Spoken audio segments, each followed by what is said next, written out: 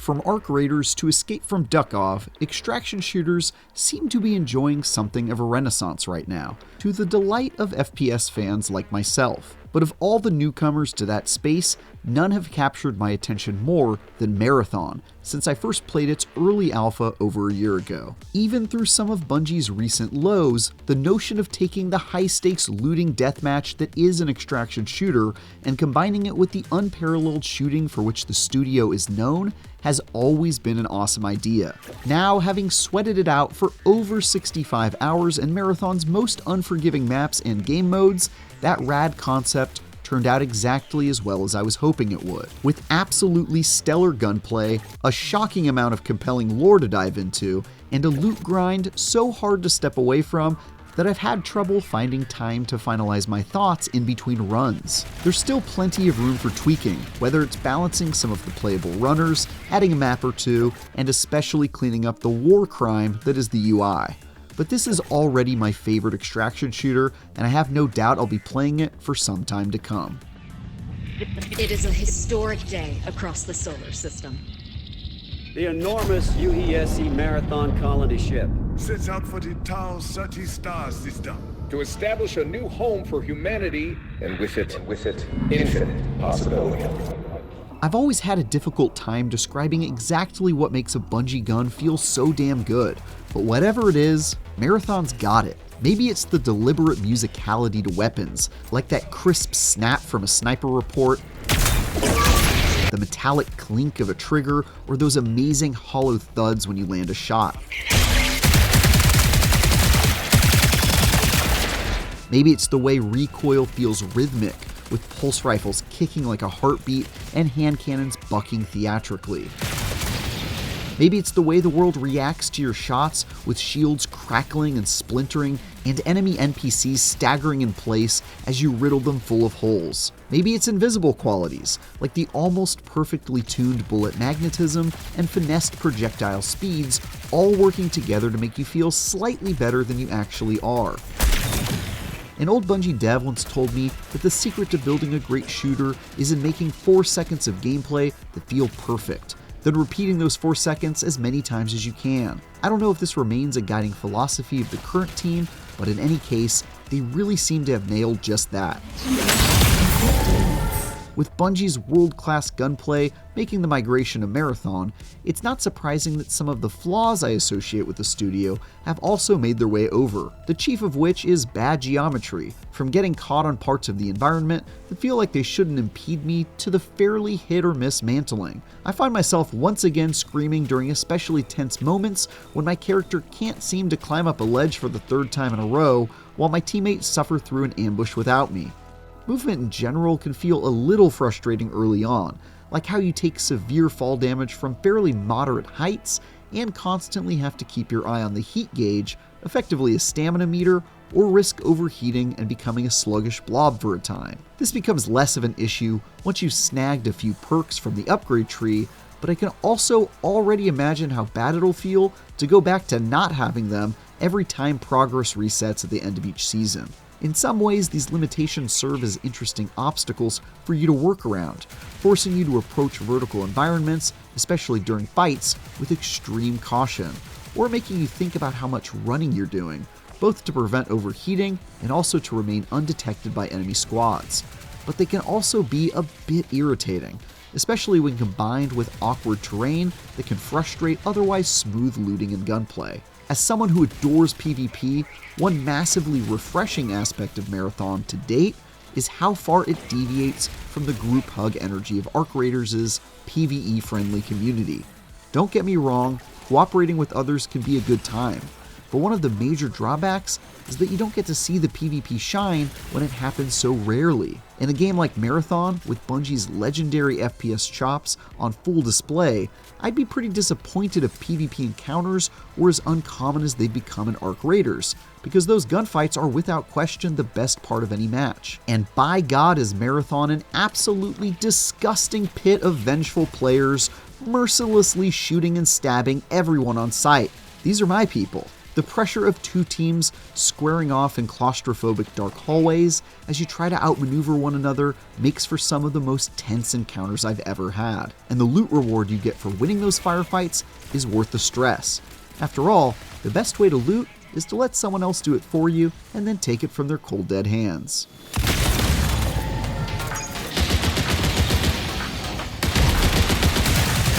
The mark of a great extraction shooter is that one more run feeling, and a big part of that lies in how fun the long-term loot game and progression is. That relies on both the badass weapons and gadgets you'll find, as well as the quest items you'll be asked to collect if you want to unlock an upgrade or complete a mission you've been given. After dozens of hours, I'm still completely glued to my screen. I'm poring over dense menus and trees to figure out which map I'll need to play to complete this side quest or loot that item, then going into battle with a specific set of objectives in mind, only for it to all go to hell when I run into a rival gang and the shrapnel starts flying. Finding a prestige tier weapon or piece of equipment that completely changes how you play, like a backpack that generates ammo from thin air whenever you score a kill, makes all the pain of defeat you'll inevitably suffer worth the heartache.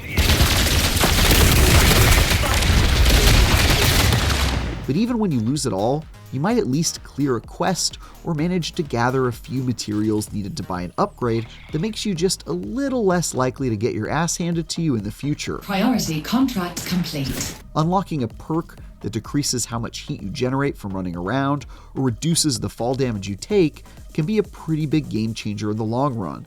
So I almost always felt like I was moving the needle forward in some way. If there's one thing holding this awesome progression climb back, it's the fact that onboarding is quite tough, as very little is explained to you. I certainly benefited from having played loads of extraction shooters before, as well as the crash courses Bungie gave me during previous preview sessions. But even with all that, there are still lots of moments where you'll just have to puzzle through some of the more complex systems. With a whole bunch of confusing mod slots to fill and upgrade menus that demand quite a bit of your time to fully understand. It takes quite a few hours of playing to get the hang of some pretty basic stuff. Worst of all are the extremely poorly explained mission objectives while out in the world that are sometimes represented by a single floating icon. This is by no means at the same level of obtuseness as something like Escape from Tarkov, and some of this friction seems like it's just a part of the extraction shooter DNA. But I could definitely see some folks bouncing off Marathon because of stuff like this, and that's not ideal. There's also an impressive amount of diversity in the small handful of maps currently available. Perimeter, the starting map, is a spread out series of structures that isn't the most interesting map and has a lot of empty space, but is perfectly tuned for newer squads as they rotate from each of the miniature hubs and start to dip their toes into the kill or be killed nature of Tau Ceti 4. Dire Marsh is a massive sprawling swamp that's a sniper's dream and ups the ante both in terms of the loot to be claimed and the caliber of the players it draws. Outpost is perhaps the best extraction shooter map ever made, with tons of loot and secrets crammed into its tiny, highly vertical design. It corrals players into near constant conflict as they race to acquire keycards and break into the vault-like facility where all the best goodies are kept. Extracting from each of these maps requires you to significantly level up your skill and understanding of Marathon's challenging gameplay and mechanics, providing yet another ladder to climb as part of its already stellar progression systems. That said, I can't help but feel a bit disappointed at having only 4 maps to explore at launch, even though those 4 are pretty great across the board. Here's hoping Bungie can stick the landing with the live service model by providing a steady stream of new places to battle it out over time.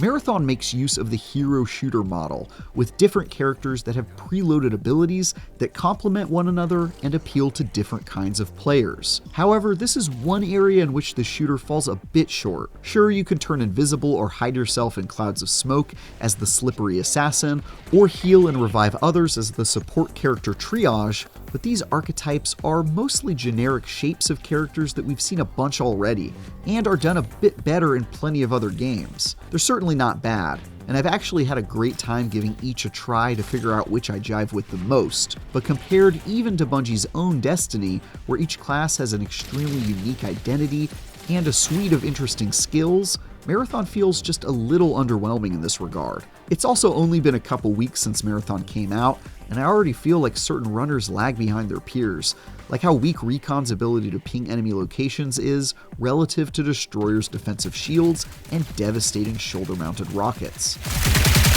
After the server slam a few weeks back, one of my main complaints was that the UI and menus were an incoherent mess that I still felt like I was wrestling with after 20 hours.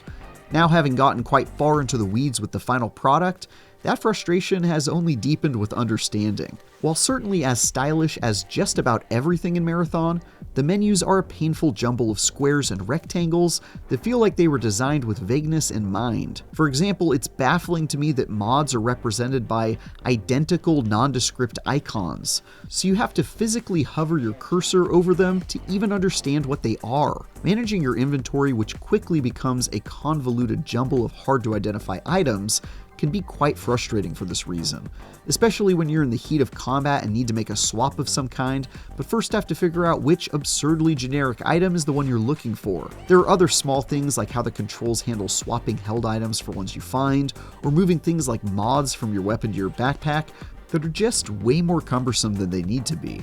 This is the area I think needs to most immediately improve. It's quite messy as of now. While bad UI isn't the most surprising issue in an extraction shooter, where that's practically the industry standard, one area in which Marathon unexpectedly excels is through its lore and drip-fed story. You've traveled oh so far to trespass where you are not welcome. After almost every mission, I've had factions to meet or chat with, a few quick lines of dialogue thrown my way, or some lore unlock for me to read. I found myself really interested in learning more about this creepy world and its bizarre inhabitants, like the bioscience AI Nona, who talks to you as a weird silkworm and asks you to unlock the hidden potential of your runner shells. To throw your bodies upon their altar as sacrifice to the endless horrors your ambitions invite.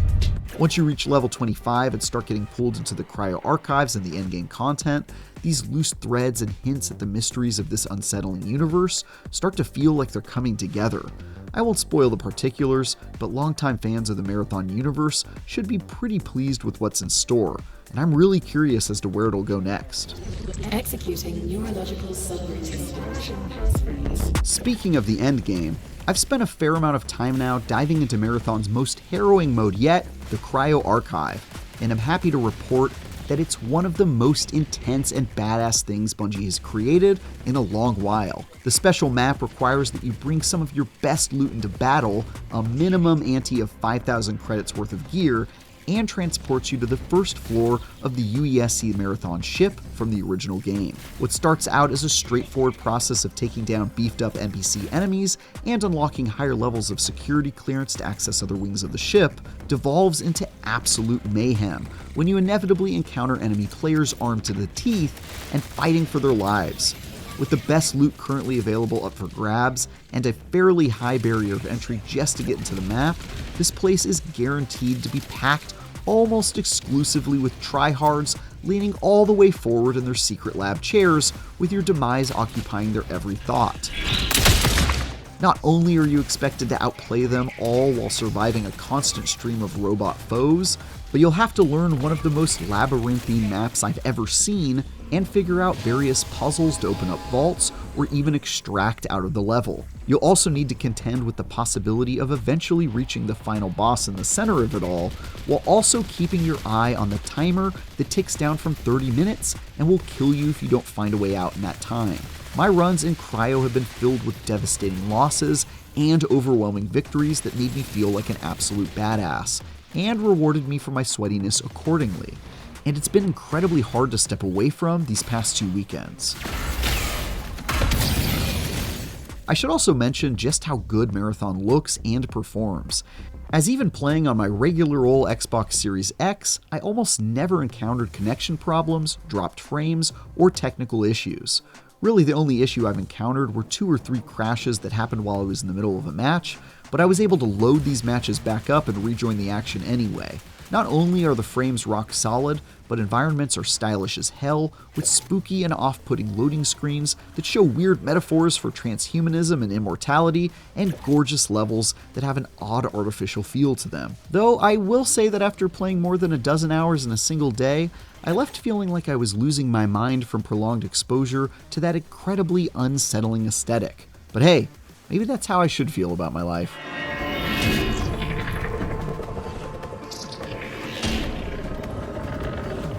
Marathon is unapproachable, unforgiving, off-puttingly creepy, and has a player base of violent goblins who exist solely to bash your face in with a brick. The fanatics who seek to balance the equation of life, death. And for all of these reasons, it's become my favorite extraction shooter of all time. The gunplay is everything you'd hope for from a Bungie game, the loot and progression systems have got me completely hooked, the maps continue to surprise me after dozens of hours, and the endgame activity and process of unraveling the unsettling lore has been absolutely worth sticking around for. There's still plenty of room for improvement, like the onboarding and UI that's honestly pretty awful. Plus, we could already use some more maps and a few balancing passes to shake up the meta, but these issues feel pretty minor compared to what Bungie has been able to pull off. Marathon is, quite frankly, sick as hell, and has become my latest PvP obsession. Editor Michael Hyam here, subbing in for Tom Marks, who usually does these post-review interviews with the reviewer, and so I'm joined by Travis Northup, our reviewer for Marathon. How you doing, man? I'm doing great. I've been playing a lot of Marathon,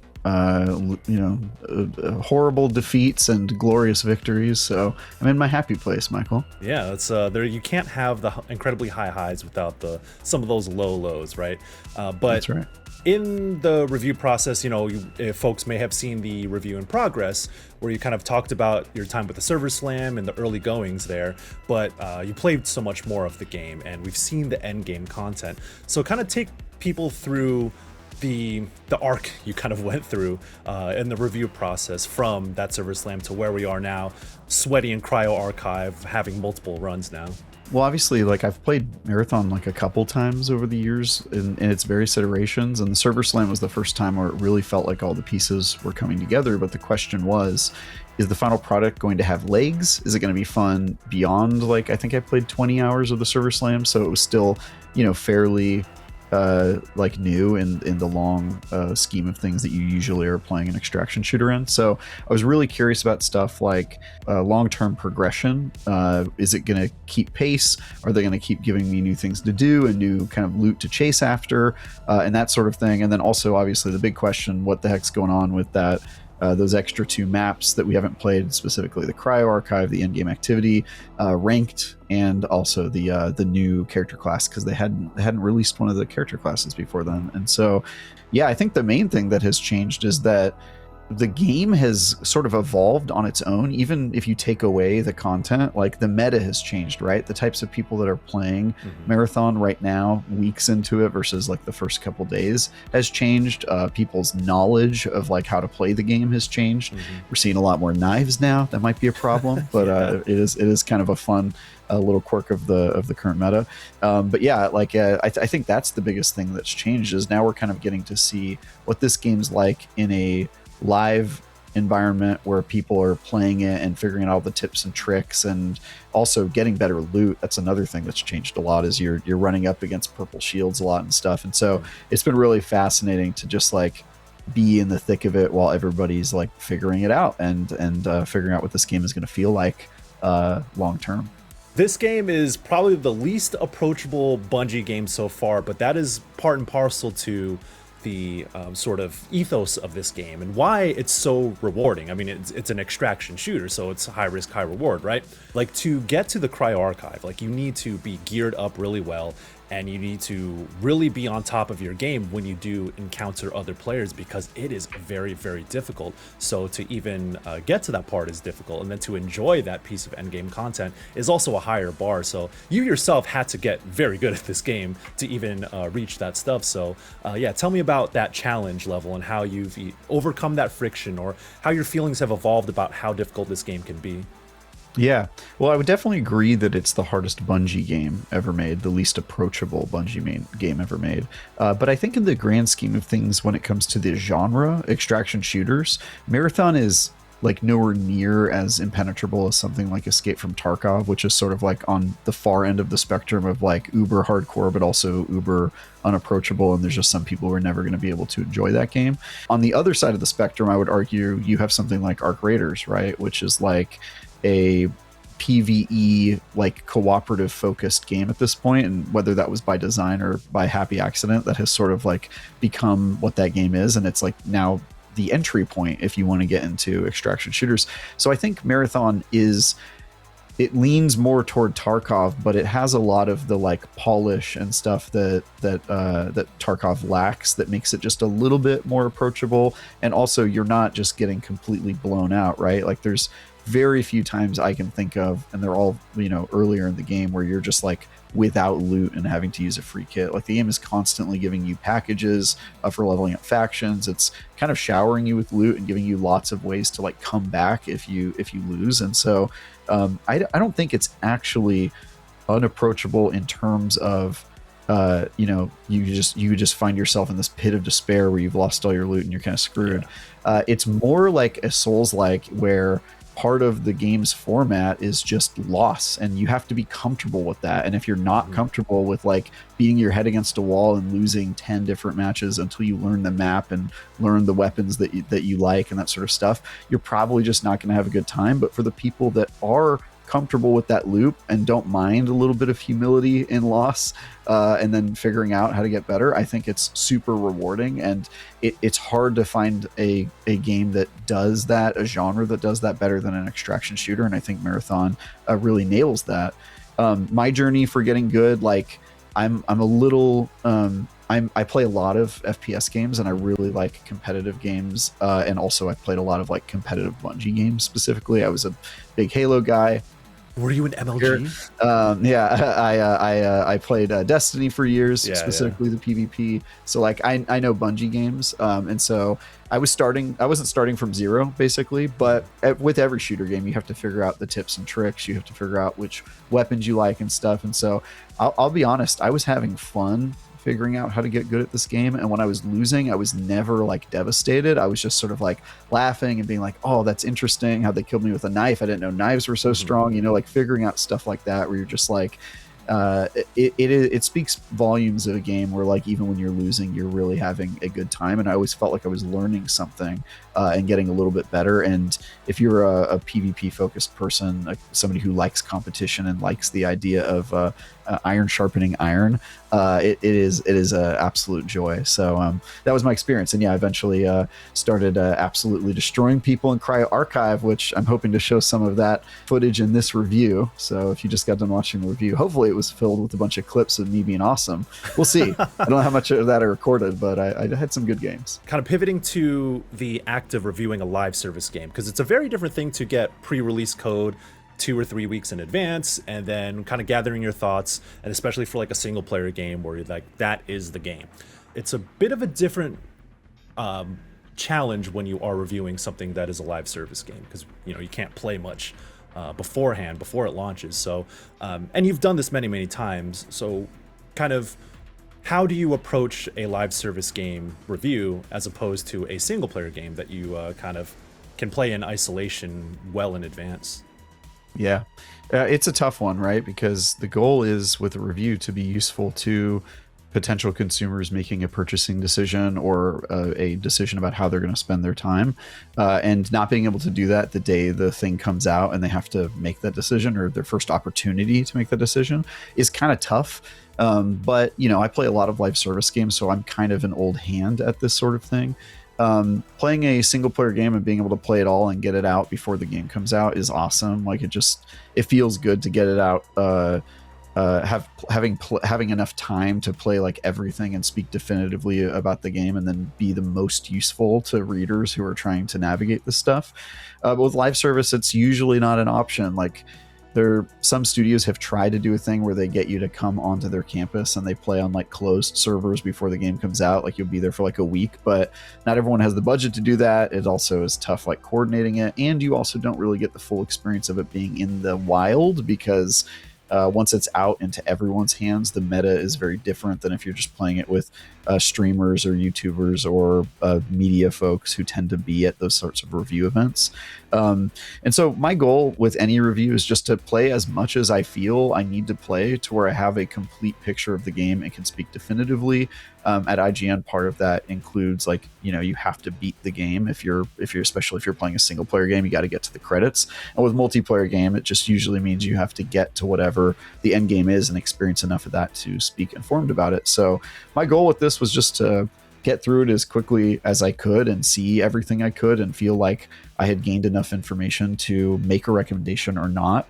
And doing that in the wild is harder because there's lots of people already forming impressions, and they're changing things is another thing. They change things while you're playing the game when it's out in the wild, and so you're like seeing patches in real time, and so you're kind of aiming at a moving target. But honestly, you're aiming at a moving target no matter what game you review these days, because even single player games get patches after the game comes out. And so, yeah, I guess the short version is I try my best, and that's really all you can do in this sort of thing. Is you give it a fair shake and play it as much as you feel you need to speak definitively and be informed about it. And so that's what I try to do. Well, Travis, thanks so much for joining me to talk about your marathon review in a little bit more depth. And there's no shortage of reviews from him, so check out his reviews of Escape from Tarkov and Arc Raiders if you want to stick in the extraction shooter genre. Also, check out his review of Crimson Desert. And for everything else, stick with IGN.